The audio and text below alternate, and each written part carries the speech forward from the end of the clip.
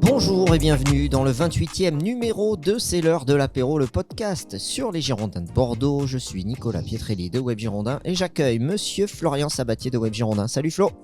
Salut Nico, salut à toutes et tous. Et monsieur Nicolas Paolorsi de RMC Sport. Salut Nico. Salut les gars, bonjour à tous. Bon, nous sommes mercredi 6 mai, si je dis pas de bêtises, et nous sommes toujours en période de confinement et on arrive à la fin de cette période de confinement, messieurs. Est-ce que vous avez pu faire votre introspection ? Qu'est-ce que ça veut dire ton introspection ? Est-ce qu'on a évolué personnellement, c'est ça ? Je sais pas, toi de voir le sens que tu veux y donner. Ouais, on a pris du poids surtout parce qu'on fait du sport et puis voilà quoi. Ouais, c'est vrai, hein. C'est vrai. Moi, je me pèse plus, hein, de toute façon. J'ai décidé. Non plus, j'ai arrêté. Ouais. Alors, donc, je vous l'ai dit, nous sommes mercredi. Vous retrouvez cette émission tous les soirs, tous les mardis, mercredis et vendredis pour l'heure de l'apéro à 18h30 sur Web Girondins et les plateformes de podcast. Merci à tous de nous suivre sur Internet, sur les plateformes de podcast. Nous sommes ravis d'être avec vous aujourd'hui. Détendez-vous, on va démarrer avec un thème qui va peut-être affoler l'été du côté des Girondins de Bordeaux. On ne sait pas, c'est le mercato et on se pose une question, comment les Girondins peuvent-ils attirer des joueurs au mercato et quel projet sportif vendre aux joueurs pour les faire venir ? Flo, quand tu entends cette question, qu'est-ce que tu as envie de répondre ? Déjà que c'est compliqué pour les Girondins de rapatrier du monde sur les périodes de mercato. On l'a vu au moins sur les deux précédentes où globalement ça a bougé sur les fins de marché des transferts et au vu de la situation actuelle, c'est sûr que ça va être un petit peu compliqué. Même ça va pas être très très simple. Je crois que dernièrement il y a un directeur sportif d'un très très grand club qui a expliqué que forcément va falloir jouer serré et même il a expliqué qu'il va falloir être assez élastique dans la manière de faire parce que peut-être que même il faudra effectuer peut-être des prêts de 2 ans pour certains joueurs. Et je pense que ça va être le cas pour bon nombre de clubs. Ça va être un petit peu compliqué cet été. Et j'ai du mal à voir énormément de mouvements cet été. Il y avait beaucoup de transferts qui devaient être faits. On en parlait depuis le mois de mars, avril. Là, je pense qu'il y en a certains qui vont devoir un petit peu serrer les dents et attendre peut-être les saisons suivantes parce que ça va être compliqué de faire de gros transferts du moins. Mais comment séduire les joueurs ? Parce qu'il y aura peut-être 1 ou 2 mouvements. Comment séduire ces joueurs, Nicolas, quand on veut les faire venir jouer à Bordeaux ? Qu'est-ce que Eduardo Macia, qu'est-ce que Paulo Sousa, ils peuvent leur dire ? Bon, alors déjà, il faut quand même préciser que les Girondins de Bordeaux sont pas devenus un club détesté en Ligue 1. Et voilà, ça reste un très très très grand club de l'histoire du foot français qui a toujours une superbe cote. Et quand vous êtes joueur de foot, aller jouer à Bordeaux, ça claque encore, hein. On va pas se mentir. Il y a toutes les installations, il y a aussi la qualité de vie ici. Il y a quand même le fait que le club ne soit pas un club qui joue le maintien depuis quand même de nombreuses saisons, même si les résultats sont en train de s'écrouler, mais c'est un club qui a une vraie stabilité dans les ligues du foot français. Donc ça, déjà, c'est quelque chose, quand vous avez Bordeaux qui vient au renseignement et que vous êtes joueur, ça flatte toujours l'ego et il y a toujours une attractivité des Girondins de Bordeaux. Maintenant, le gros problème, c'est que quand vous rentrez dans des discussions concrètes avec des joueurs, le projet sportif que vous allez leur présenter, il est plutôt cohérent avec Paulo Sousa.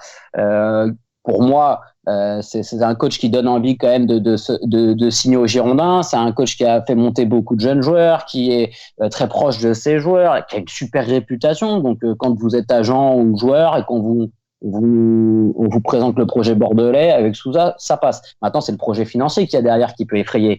C'est est-ce que le club va réussir à résister à tout ce qui se passe en coulisses. C'est est-ce que toutes les promesses qu'on peut faire à un joueur quand on le fait signer cet été, elles vont être tenues au niveau financier, au niveau des ambitions sportives? Est-ce qu'il n'y a pas le risque peut-être de déposer le bilan? Parce que ça, dans les entourages d'un joueur, les joueurs, ils ne sont pas au courant de toute cette situation précise. Donc forcément, ça fait peur. Ça peut faire peur, cette situation-là. Maintenant, je pense que Bordeaux reste un club attractif. Eduardo Macia le sait, c'est un club qui a quand même fait signer des joueurs comme Laurent Koscielny. Alors même si c'est pour des raisons personnelles, ok, mais bon, tout le monde n'aurait pas pu faire Laurent Koscielny. Donc voilà, Bordeaux a encore de solides arguments pour faire venir des joueurs. Après, c'est sûr que c'est pas comme il y a 10 ans où quand tu avais Bordeaux, le Paris Saint-Germain et Marseille, tu avais une vraie chance de faire signer un joueur. Là, tu sais que si tu es en concurrence avec ces clubs-là, tu es loin derrière. Ça, c'est une certitude. Donc tu parles du projet sportif, tu parles du prestige du club qui est toujours attractif. Après, tu indiques aussi que les réserves que peuvent avoir les joueurs cet été, peut-être s'ils sont contactés par Bordeaux, que ce soit de jeunes ou de plus expérimentés, c'est de se dire, est-ce que Bordeaux a les reins financiers assez solides pour pouvoir payer mon salaire sur 3 saisons? Je sais pas, mais aujourd'hui c'est là. Pas forcément payer le salaire sur 3 saisons. Je pense pas que les joueurs aient peur de ça parce qu'ils sont protégés par des contrats et dans tous les cas, je pense qu'ils sont couverts. Alors après, je suis pas rentré dans le détail, mais je pense que ça, ils peuvent l'amortir. Mais c'est plus se dire, si je m'engage à Bordeaux sur du long terme, vu ce qui se passe au niveau financier, est-ce que ça va vraiment être le projet qu'on me présente à la base lors de mon arrivée? Et est-ce que ce projet-là va pouvoir tenir sur les 3-4 ans? C'est-à-dire l'ambition de pouvoir aller chercher l'Europe, t'en parlais tout à l'heure avec le discours de Sousa, l'ambition de remettre les Girondins de Bordeaux en haut de la carte. Si t'as pas d'argent, on sait que ce sera pas possible et que Bordeaux va rester aux alentours de la 8e, 10e, 12e place, avec la possibilité de faire une très belle saison une fois, un one-shot, mais aussi avec la possibilité de se faire peur. Donc voilà, est-ce que les joueurs qui vont s'engager, parce que là on parle de joueurs quand même qui pourraient apporter aux Girondins, donc des joueurs qui sont quand même d'un bon niveau, hein. Je te parle pas des petits jeunes de 18 ans, 19 ans. Eux, tu peux encore les attirer parce que t'as un vrai projet avec les jeunes en plus, donc ils ont une carte à jouer. Mais je te parle d'un joueur qui est aguerri à la Ligue 1. Lui, il peut se poser des questions parce qu'il peut se dire, ouais, ok, on va signer à Bordeaux, super, sur le papier très bien, le projet qu'on vend très bien, ce que me disent les actionnaires, le président, top. Maintenant, est-ce que ça va tenir? Quand je vois la situation depuis 2 ans, 3 ans, que je vois que chaque année la dette s'écroule, que quand je parle avec d'autres joueurs du club, eux aussi ils se posent des questions parce que même les joueurs qui sont au club actuellement savent pas trop comment ça va se passer. Bon, ça donne pas trop envie de me mettre les pieds dedans, quoi. Florian, quand on voit Paulo Sousa là dans son message de fin de saison là qu'il a publié cette semaine, parle d'ambition, de souhait d'aller chercher une qualification européenne. Est-ce que c'est bien réaliste?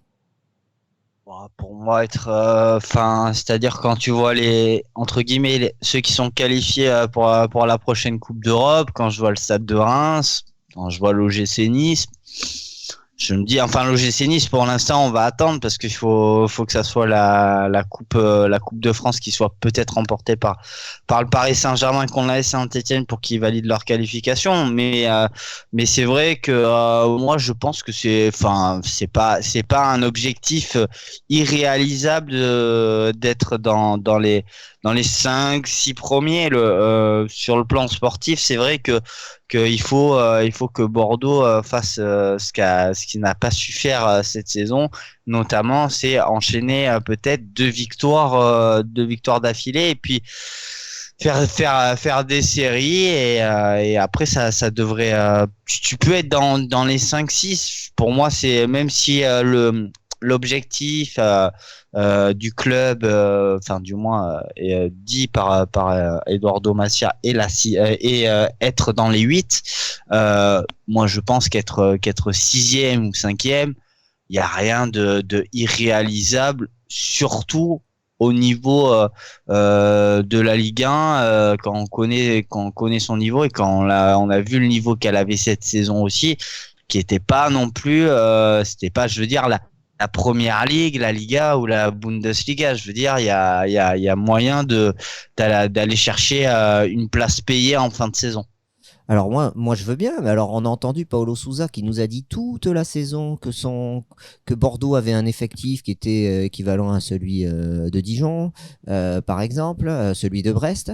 Et là, tout d'un coup, sans renfort, Paulo Sousa nous dit on va aller chercher l'Europe. Moi je comprends plus. Moi, je comprends pas. J'ai du mal à suivre un peu la logique de l'entraîneur des Girondins de Bordeaux. Pour moi, je dirais ça très rapidement. Pour moi, on appelle ça surtout de la communication, quoi. Voilà. Ben oui, mais j'ai du mal à Ouais, suivre non, sa communication. mais après, Paolo Souza, c'est un très très bon communicant, ça on le sait. Il est très à l'aise avec tout ça. Déjà, il y a quand même un truc qui est très important dans son message, c'est qu'il se projette vraiment sur la saison prochaine avec les Girondins de Bordeaux, qui dit qu'ils sont vraiment en train de préparer la saison prochaine.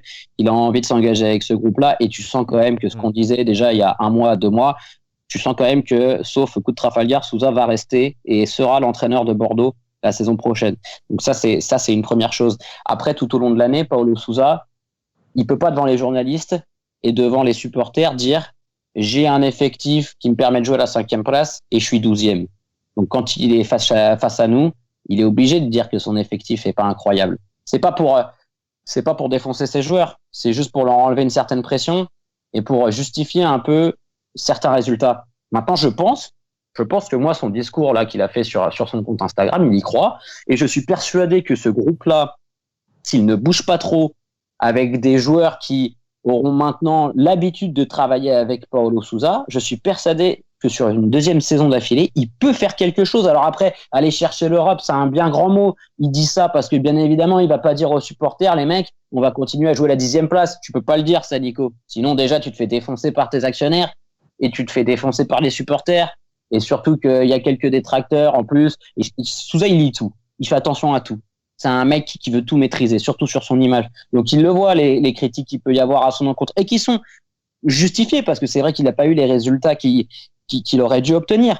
Mais voilà, il lit tout ça. Donc il va pas te dire, ouais, bah l'année prochaine, même combat les gars, ça va être une grosse galère. De toute manière, on n'a pas une thune au mercato, donc terminé. Et puis mes joueurs, bah c'est les mêmes peintres que l'année dernière, donc on va terminer 12e. Tu vois?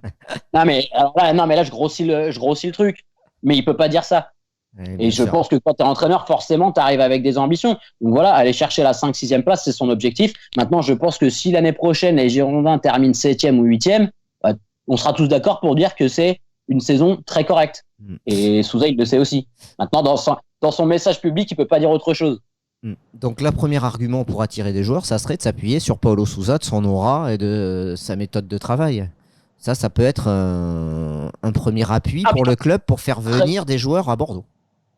Ah bah pour moi clairement, déjà je pense qu'on juge maintenant les entraîneurs sur 6 mois et que là on est limite en train de faire des procès d'intention à Souza sur cette saison.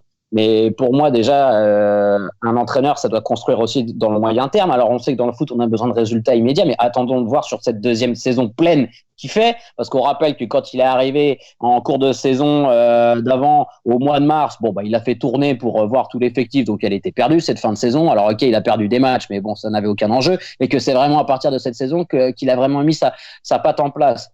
Donc voilà, ça n'a pas forcément bien pris, mais moi je suis persuadé qu'il peut faire quelque chose. Laissons-lui un peu le temps, et si l'année prochaine il se gaufre, ok, là il faudra prendre des décisions. Si jamais tu sens que cet effectif progresse pas et adhère pas à la méthode Souza, là ok, on sera à même de le juger. Mais bien sûr, tu parles à tous les agents, tu parles à tous les joueurs, tu parles aux coachs. Regarde le nombre de coachs cette année en Ligue 1 qu'on a interviewé et qui ont dit, bah moi, le coach que j'aime bien, enfin j'apprécie énormément le travail que fait Paolo Souza à Bordeaux. Alors si c'était un peintre, il n'y aurait pas autant de techniciens qui loueraient son travail. Donc quand tu es joueur, quand tu es agent, tout le monde reconnaît que Paolo Souza c'est un super coach. Donc attendons de voir. Pour moi, l'argument principal, c'est Souza. C'est le projet sportif. Et le truc qui fait vraiment pas pencher la balance en ta faveur, c'est l'évolution du club au niveau financier et surtout l'image que renvoie, et ça c'est vrai, ta direction, avec un club qui parle pas. On ne sait pas ce qui se passe dans ce club-là. Et ça, c'est pas des signaux ultra positifs. Est-ce que, Florian, quand on veut séduire des jeunes joueurs, le directeur sportif, le club, l'entraîneur de Bordeaux peuvent dire aux joueurs écoute, si tu viens à Bordeaux avec Paolo Souza, nous on va te faire progresser, tu restes 1-2 ans et puis ça te sera pour toi un tremplin pour aller encore à un club supérieur, d'une tranche, d'une strate supérieure. Est-ce que ça, tu crois que c'est un discours qui est tenu?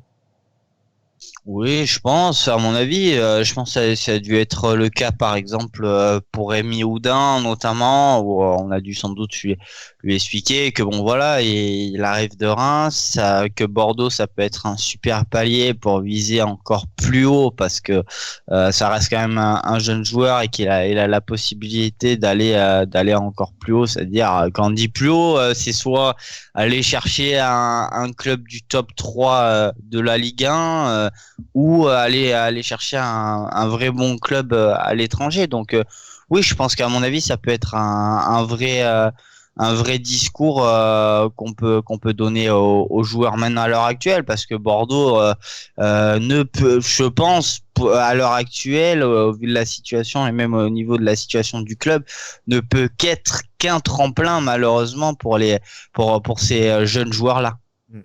Bon, ben voilà, je pense qu'on a fait le tour là sur les arguments mercato pour attirer les joueurs. On a vu que c'était. Alors ouais. après Nico, ça Oui. c'est bien évidemment des arguments un peu Ouais. théoriques, mais il va aussi falloir que pour attirer des joueurs que Bordeaux ait de l'argent. Ouais. Et ça pour l'instant ils l'ont pas. Donc c'est quand même la base du truc. Bien évidemment, si t'as pas d'oseille, tu fais venir personne. Malgré tout, j'ai le sentiment qu'on peut essayer de faire 1 ou 2 joueurs en prêt ou des jeunes. Après, tout dépendra du nombre de. Ils veulent pas trop faire de joueurs en prêt. Alors en tout cas l'été Ouais, dernier, oui, j'en ai pas c'est vrai. discuté récemment, mais c'était pas trop leur stratégie. Ils avaient vraiment envie de construire un projet pour le coup sportif solide avec des joueurs qui pourraient rester justement 1, 2, 3 saisons pour emmagasiner le bagage que veut leur mettre Sousa dans le crâne, dans les pieds. Et donc ils étaient pas super chauds pour des joueurs en prêt. Maintenant peut-être que la situation financière fait qu'ils vont devoir changer leur fusil d'épaule et en effet aller chercher 1 ou 2 joueurs en prêt. Mais c'était pas trop leur projet et leur stratégie en tout cas. Donc, on peut s'attendre à de la stabilité dans l'effectif des Girondins. Flo? Je pense pas. Je Non. pense qu'ils vont dégraisser bien évidemment, mais ils vont essayer de se séparer des joueurs sur qui ils n'ont pas trop compté cette saison. Et il y en a beaucoup. Je pense que le noyau dur de 14-15 joueurs qui ont été importants cette saison, ils vont tout faire pour le garder. Et c'est très important pour eux. Je suis pas sûr qu'ils acceptent des offres, par exemple, pour un mec comme Basic. Je suis pas sûr qu'ils bradent un mec comme Basic. Après, ça serait les choix de la direction sportive. Si le board et Frédéric Longuepé dit on doit vendre parce qu'on a vraiment besoin d'argent et que notre actionnaire nous demande de faire rentrer des sous, le sportif ne pourra pas s'y opposer. Mais dans leur tête, je pense qu'ils ont vraiment envie de conserver l'ossature de l'équipe. Ouais. Et de s'appuyer sur le travail de la saison, comme tu disais, c'est là où il doit confirmer, hein, l'entraîneur bordelais. Flo, un mot de la fin sur le thème du jour, ou t'as rien à rajouter? Non, j'ai pas grand chose à dire, parce que honnêtement, je vais être un peu pessimiste sur ce mercato là, mais je m'attends pas forcément à grand chose du fait de la situation du club sur le plan financier, et notamment sur du fait aussi de la situation qu'on connaît actuellement avec le coronavirus. Je pense que justement, juste pour faire un point global, j'ai l'impression que on a peut-être pris trop vite, notamment le gouvernement français, trop tôt, une décision pour clore le championnat, et que ça, malheureusement, ça va faire mal à la Ligue 1 si tous les championnats, notamment les plus gros, reprennent. Et alors il y a un vrai gap financier entre la Ligue 1 et les grosses structures, mais là je pense que ça va être encore plus incroyable, parce que de ce que je vois, la majeure des gros championnats vont reprendre, et nous pendant ce temps-là, on va regarder ça à la télé, et je pense que ça va faire du mal à la Ligue 1, malheureusement. Ouais. Très bien. Bon, merci messieurs. On vous souhaite une bonne soirée, une bonne journée, et on vous donne rendez-vous pour le prochain podcast vendredi à 18h30. Allez, salut. Salut, bye bye. Les gars.